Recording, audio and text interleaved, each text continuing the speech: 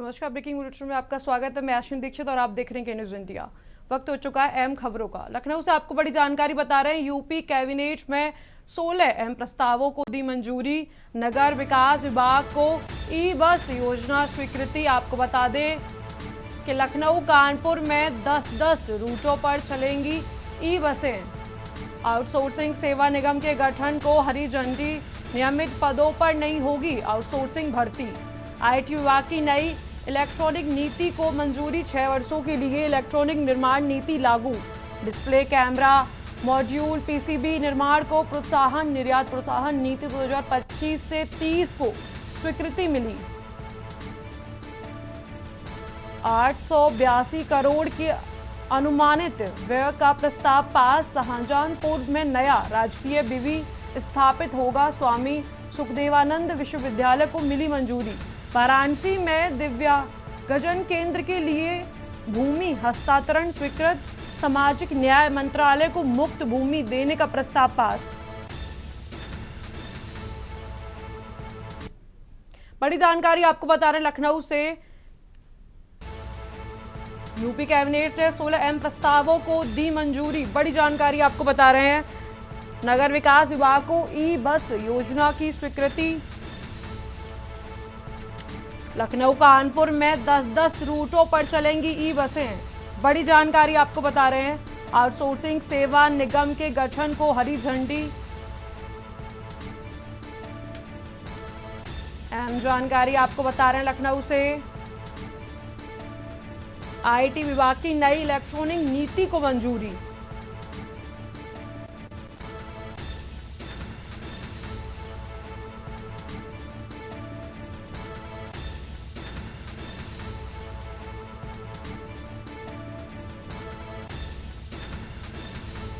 अहम जानकारी आपको बता रहे हैं लखनऊ से। 882 करोड़ की अनुमानित व्यय का प्रस्ताव। शाहजहांपुर में नया राजकीय विवि स्थापित होगा। अहम जानकारी आपको बता रहे हैं। स्वामी सुखदेवानंद विश्वविद्यालय को मिली मंजूरी।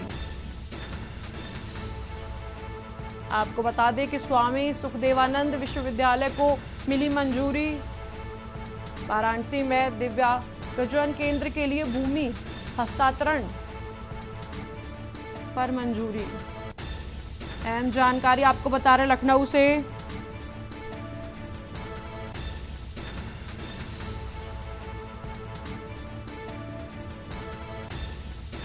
यूपी कैबिनेट में 16 अहम प्रस्तावों पर मंजूरी। प्रदेश में एनडीए की भारतीय जनता पार्टी गठबंधन की प्रचंड बहुमत की सरकार आ रही है। अखिलेश यादव जी को जरा बिहार में यात्रा निकालने से पहले अपने कार्यकाल की गतिविधियों पर थोड़ा आत्ममंथन कर लेना चाहिए था। आप देखिए, अखिलेश यादव जी सरकार में थे, समाजवादी पार्टी की सरकार थी और 100% वोट समाजवादी पार्टी के प्रत्याशी के समर्थन में पड़े थे। अब जाकर इसी खबर पर हमारे साथ अधिक जानकारी के लिए जुड़ रहे हैं विशेष संवाददाता मनीष तिवारी। मनीष तिवारी जी, यूपी कैबिनेट बैठक में 16 अहम प्रस्तावों पर मंजूरी मिली है, इस पर क्या अधिक जानकारी है? जी बिल्कुल, जिस प्रकार से देखा जाए आज उत्तर प्रदेश सरकार की कैबिनेट बैठक थी और बैठक के दौरान जो है करीब 16 प्रस्तावों को जो है मंजूरी दी गई है। और मंजूरी में अगर देखा जाए तो सब लोग उम्मीद लगा रहे थे कि संभल को लेकर के जो न्यायिक जांच कराई गई है उसका खुलासा हो सकता है, वो कैबिनेट में पेश की जा सकती है, उस पर कोई निर्णय आ सकता है।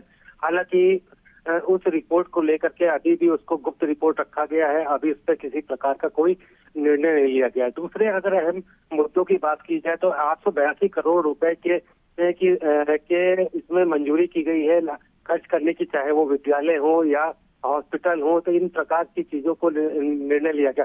सबसे बड़ी बात थी आउटसोर्सिंग, जो उत्तर प्रदेश में बहुत ही बड़ा सवाल उठा हुआ था कि जिस प्रकार से ठेके उत्तर प्रदेश सरकार के द्वारा ठेके पे जो है आउटसोर्सिंग के माध्यम से जो लोगों को जो है नौकरियां दी जा रही थी, जिससे कि उनको जो सैलरी मिलनी चाहिए थी वो सैलरी नहीं मिल रही थी। उसमें ठेकेदार उसमें कटौती करके जो है उन कर्मचारियों को जो है सैलरी दे रहा था। तो इस पर जो है आज निर्णय लिया गया है, जो सबसे अहम निर्णय माना जा रहा है।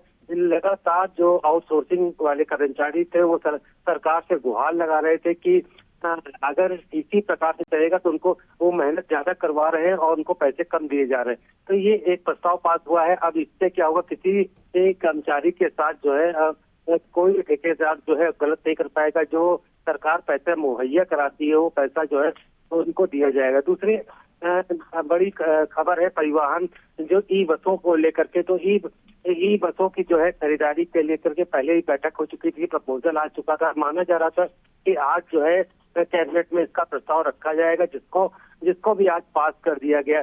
इसी प्रकार से डिस्प्ले कैमरा पीसीबी निर्माण को लेकर के जो भी जो प्रस्ताव आए थे उसको कैबिनेट में रखा गया, उनको भी पास किया गया।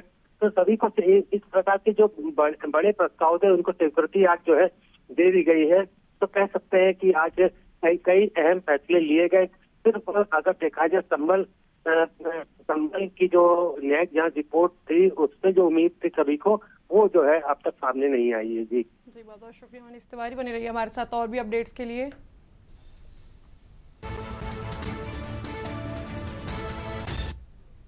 लखनऊ से आपको बड़ी जानकारी बता रहे हैं। डिप्टी सीएम राजेश पाठक का बयान, भाजपा प्रत्याशी को नामांकन भी नहीं करने दिए थे।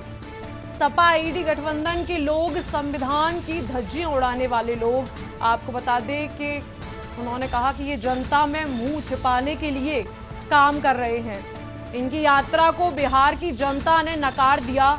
ईडी गठबंधन का शो फ्लॉप साबित हुआ। बिहार में एनडीए की बहुमत की सरकार बनने जा रही है। संबल की रिपोर्ट कैबिनेट में आने के बाद जा होगी। संबल में तुष्टीकरण की राजनीति की गई। हिंदू समाज अपने को आहत महसूस करता है। बाराबंकी में हुई लाठीचार्ज पर कार्रवाई होगी। बड़ी जानकारी आपको बता रहे हैं लखनऊ से। प्रदेश में भारतीय जनता पार्टी गठबंधन की सरकार आ रही है। अखिलेश यादव जी को जरा बिहार में यात्रा निकालने से पहले अपने कार्यकाल की गतिविधियों पर थोड़ा आत्ममंथन कर लेना चाहिए था। आप देखिए, अखिलेश यादव जी सरकार में थे, समाजवादी पार्टी की सरकार थी और 100% वोट समाजवादी पार्टी के प्रत्याशी के समर्थन में पड़े थे। आप जाकर के रिकॉर्ड देख लो, प्रत्याशी का नाम नहीं बताऊंगा। और एक लोकसभा में तो निर्विरोध लोकसभा का चुनाव हो गया था। भारतीय जनता पार्टी के प्रत्याशी को नॉमिनेशन भी नहीं करने दिए थे। ये समाजवादी पार्टी के लोग, इंडी गठबंधन के लोग पूरी तरह से संविधान को धज्जियां उड़ाने वाले लोग हैं। लखनऊ से आपको बड़ी जानकारी बता रहे मंत्री जयवीर सिंह का बयान। मुख्यमंत्री ने जताई चिंता, मामला संवेदनशील। आपको बता दें कि पूर्व जस्टिस की निष्पक्ष रिपोर्ट आई सामने। रिपोर्ट के हर पहलू पर होगी समयबद्ध चर्चा। पूरे मामले को सरकार गंभीरता से ले रही है। आपको बता दें कि मंत्री जयवीर सिंह ने दी स्थिति की जानकारी। सभी पक्षों पर होगी गहन समीक्षा और कार्रवाई। बड़ी जानकारी आपको बता रहे लखनऊ से।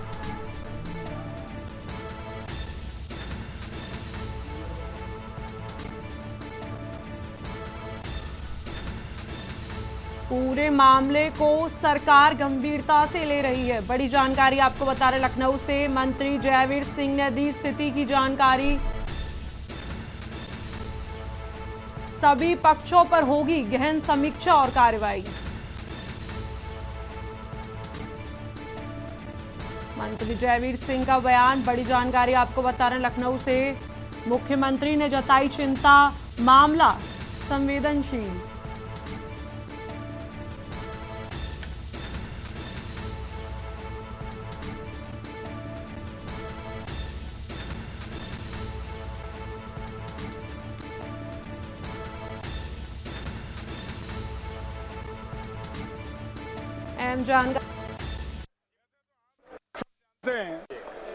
कि जो भी विषय रहते हैं वो लोक हित के, जनहित के, महत्वपूर्ण प्रदेश हित में निर्णय लेने के लिए विषय प्रस्तुत किए जाते हैं। लेकिन जिस विषय पर आप चर्चा कर रहे हैं वो ऐसा विषय है जिसके लिए माननीय मुख्यमंत्री जी सदैव हमेशा चिंतित रहे, सचेत करते रहे और उन्होंने गंभीर चिंता व्यक्त की है।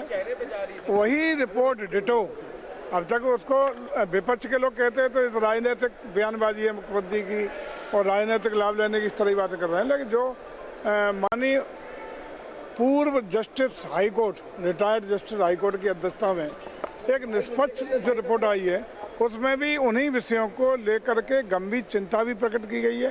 वैसे तो आप सब जानते हैं कि जो भी विषय रहते हैं वो लोक हित के, जनहित के, महत्वपूर्ण प्रदेश हित में निर्णय लेने के लिए विषय प्रस्तुत किए जाते हैं, लेकिन जिस विषय पर आप चर्चा कर रहे हैं। लखनऊ से आपको बड़ी जानकारी बता रहे हैं, यूपी में 2 पीपीएस ऑफ अफसरों के ट्रांसफर। प्रवीण सिंह चौहान एएसपी भागपत नियुक्त, पूनम मिश्रा एडीसीपी को नोएडा में नियुक्ति। प्रवीण सिंह चौहान एएसपी भागपत नियुक्त।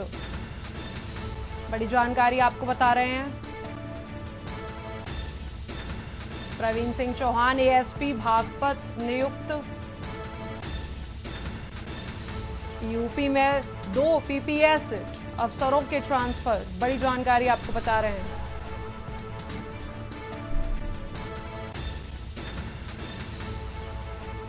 पूनम मिश्रा एडीसीपी को नोएडा में नियुक्ति। प्रवीण सिंह चौहान एएसपी भागपत नियुक्त। अहम जानकारी आपको बता रहे हैं, लखनऊ से यूपी में 2 पीपीएस अफसरों के ट्रांसफर।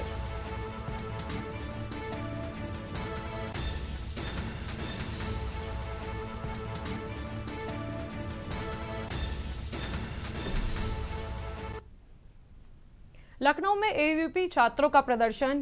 केसर बाग में अखिल भारतीय विद्यार्थी परिषद छात्रों का प्रदर्शन। बाराबंकी में हुई छात्रों पर लाठीचार्ज का मामला। लाठीचार्ज के खिलाफ अखिल भारतीय विद्यार्थी परिषद के छात्रों का प्रदर्शन। एबीवीपी के छात्रों ने कार पर किया हमला। सूत्र, एबीवीपी के छात्रों ने कार में बैठे पुलिसकर्मियों पर किया हमला। सूत्रों के मुताबिक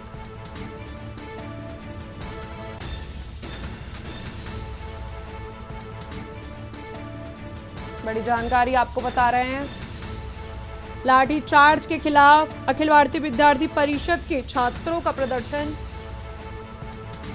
आप तस्वीरों में देख सकते हैं, लखनऊ में अखिल भारतीय विद्यार्थी परिषद के छात्रों का लाठीचार्ज के विरोध में प्रदर्शन।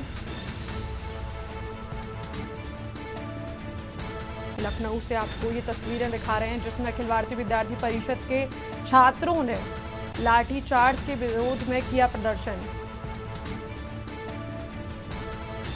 बाराबंकी में हुई छात्रों पर लाठीचार्ज का मामला। अहम जानकारी आपको बता रहे हैं, लाठीचार्ज के खिलाफ छात्रों का प्रदर्शन। इसी खबर पर हमारे साथ अधिक जानकारी के लिए जुड़ रहे हैं संवाददाता शिवा शर्मा। शिवा, बाराबंकी में अखिल भारतीय विद्यार्थी परिषद के जो छात्र हैं उन पर लाठीचार्ज हुआ, जिसके बाद लाठीचार्ज के विरोध में आज लखनऊ पे अखिल भारतीय विद्यार्थी परिषद के छात्रों द्वारा प्रदर्शन किया गया। इस पर क्या अधिक जानकारी है? देखिए, एबीवीपी के जो कार्यकर्ता हैं वो इस बात को लेकर के आक्रोश में हैं कि बाराबंकी में जो एबीवीपी के छात्र प्रदर्शन कर रहे थे उस पर पुलिस प्रशासन ने बेवजह लाठी बरसाई, जबकि वो एक हक की लड़ाई लड़ रहे थे। क्योंकि श्री राम स्वरूप मेमोरियल यूनिवर्सिटी में जो लॉज के कोर्सेज होते हैं उसमें बार काउंसिल ऑफ इंडिया की किसी भी तरीके की कोई मान्यता नहीं है और इसी को लेकर के वो कल धरना प्रदर्शन कर रहे थे। और पुलिस के द्वारा किए गए लाठीचार्ज में तकरीबन 25 से ज्यादा लोग घायल हुए थे और उनको चोटें भी आई थी। और सोशल मीडिया पर भी वीडियो काफी ज्यादा वायरल हुआ था कि कैसे बाराबंकी पुलिस उनको बर्बरता से पीट रही है, उनके ऊपर लाठीचार्ज कर रही है। और इसी बात का विरोध कल उन्होंने चूंकि ऐलान किया था कि लखनऊ के अंदर वो एक शक्ति प्रदर्शन करेंगे और तमाम जो उत्तर प्रदेश के जो एबीवीपी से जुड़े हुए छात्र हैं वो लोग विधानसभा घेराव करेंगे। लेकिन लखनऊ यूनिवर्सिटी में जो तमाम एबीवीपी के कार्यकर्ता हैं, जो छात्र हैं, उनको पुलिस ने बैरिकेडिंग करके 3 नंबर गेट पर ही रोका और किसी भी तरीके से उनको विधानसभा की तरफ जाने नहीं दिया गया। उन्होंने सरकार के खिलाफ, पुलिस प्रशासन के खिलाफ और प्रमुख सचिव गृह के खिलाफ तमाम मुद्दाबात के नारे लगाते हुए उन्होंने इस बात की निंदा की कि बाराबंकी में जो कुछ एबीवीपी के कार्यकर्ताओं और छात्रों के साथ हुआ वो पूरी तरीके से गलत है। सरकार ऐसे अधिकारियों पर और ऐसे कर्मियों पर जरूर सख्त से सख्त कार्रवाई करे, और इसी मांग की वो कर रहे थे। लेकिन पुलिस का ये कहा जाएगा कि एक बहुत सेटअप प्रोटोकॉल था, बहुत ज्यादा सख्ती थी, इसलिए वो विधानसभा की तरफ कूच नहीं कर पाए। और ऊपर से लोक भवन की बैठक भी चल रही थी और विधानसभा के सामने लोक भवन का परिसर है, तो पुलिस की सबसे ज्यादा प्रायोरिटी ये थी कि किसी भी तरीके से जो भीड़ है, जो भी छात्रों की भीड़ है, एबीवीपी कार्यकर्ताओं की जो भीड़ है, वो विधानसभा और लोक भवन के आसपास ना पहुंचे। लेकिन कुछ कार्यकर्ता किसी भी तरीके से बहलाव फुसला करके लोगों को यहाँ पर आ गए थे, और यहाँ पर भी कुछ प्रदर्शन हुआ था। लेकिन तमाम जो छात्र हैं उनका सिर्फ एक टोन पे यही बोलना था कि जो भी पुलिसकर्मी है, जो भी पुलिस अधिकारी इस पूरे लाठीचार्ज पे जो जिनकी जिम्मेदारी थी, उनको सरकार एक सख्त कार्रवाई करे और उनको एक सख्त नसीहत देने की कोशिश करे। शिवा, क्या लखनऊ में अभी भी प्रदर्शन जारी है? इसकी पहरेदारी तो अभी भी है कि जो केसरबाग कार्यालय में जो एबीवीपी के जो कार्यकर्ता डटे हुए हैं, जो लखनऊ यूनिवर्सिटी पर जो छात्र डटे हुए हैं, उनको किसी भी तरीके से विधानसभा ना पहुंचने दिया जाए।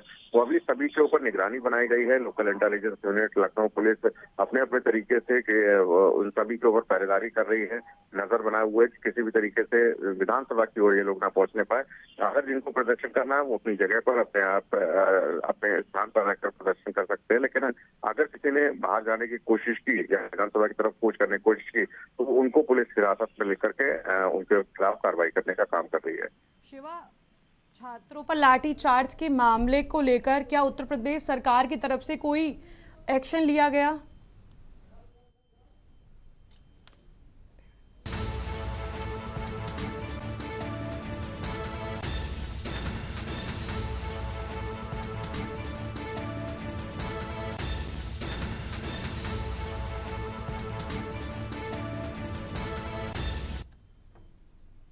लखनऊ से आपको बड़ी जानकारी बता रहे हैं, एयरपोर्ट की सुरक्षा के लिए गठित एक्शन ग्रुप सुरक्षा पर्यावरण से जुड़ी समस्याओं का करेंगे समाधान। 5 किलोमीटर दायरे में हाई राइज बिल्डिंग पर होगी सख्ती, एलडीए ने अनिवार्य होगी एनओसी लेना। हाईवे अड्डा पर्यावरण समिति की बैठक में फैसला। बड़ी जानकारी आपको बता रहे हैं, अवैध ऊंची इमारतों पर होगी कानूनी कार्रवाई।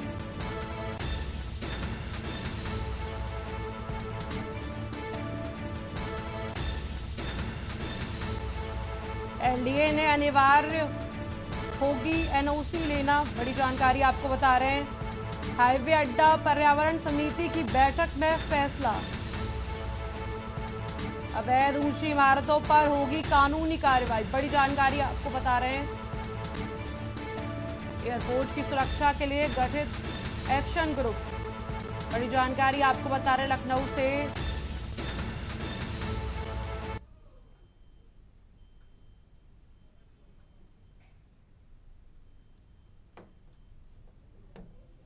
एलडीए से अनिवार्य होगी एनओसी लेना। बड़ी जानकारी आपको बता रहे हैं।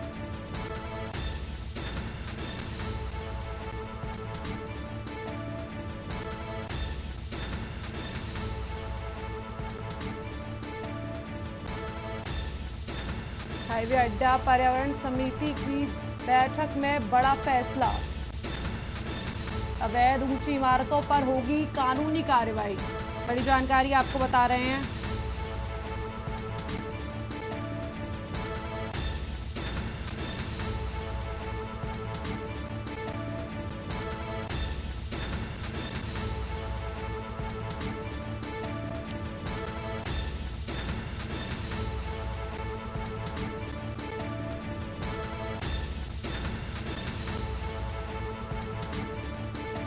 पाँच किलोमीटर दायरे में हाई राइज बिल्डिंग पर होगी सख्ती। बड़ी जानकारी आपको बता रहे हैं लखनऊ से।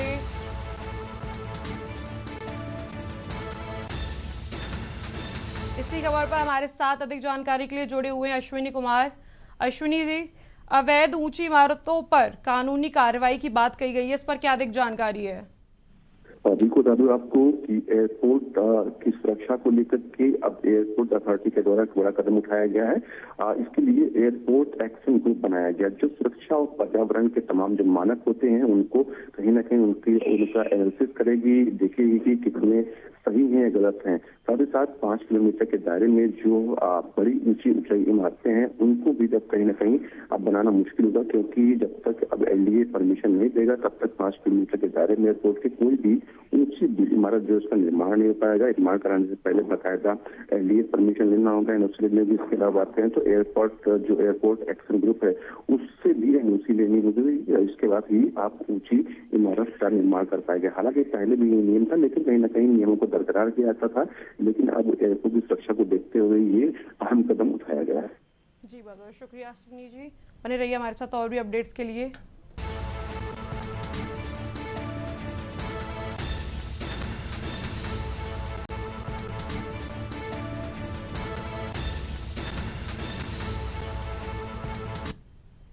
औरैया से आपको बड़ी जानकारी बता रहे हैं, कच्चा मकान ढहा, मलबे में दबकर युवक की मौत।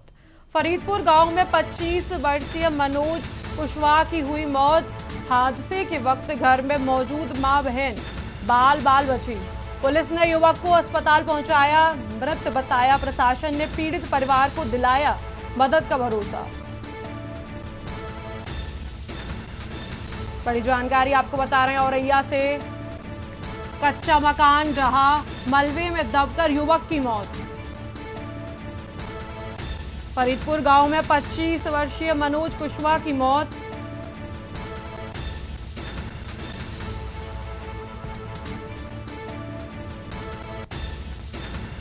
पुलिस ने युवक को पहुंचाया अस्पताल, मृतक बताया अस्पताल की तरफ से। कच्चा मकान ढहा, मलबे में दबकर युवक की मौत। बड़ी जानकारी आपको बता रहे हैं औरैया से।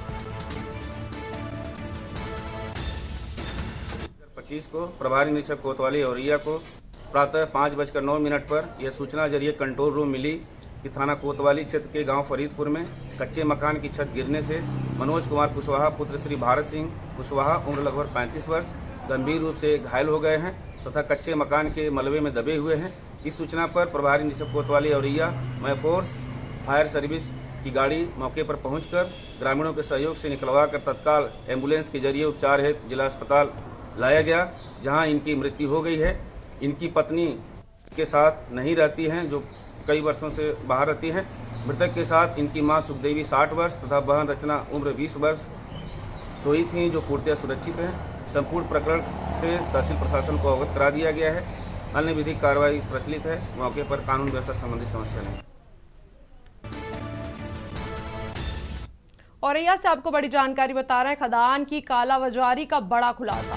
कोतवाली पुलिस ने किया बड़ा खुलासा। ढाबे पर ट्रकों से खदान की अदला बदली करते पकड़ा पुलिस ने। 4 ट्रक और माल किया बरामद।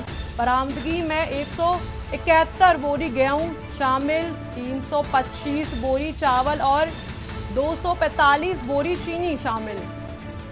85.50 कुंटल गेहूं किया गया बरामद। 162.90 कुंटल चावल किया गया बरामद। 122.90 कुंटल चीनी की गई बरामद। सरकारी खदान की कालेबाजारी का गिरोह बेनकाब। मेहौली स्थित मुरुथल ढाबा का मामला। बड़ी जानकारी आपको बता रहे हैं औरैया से।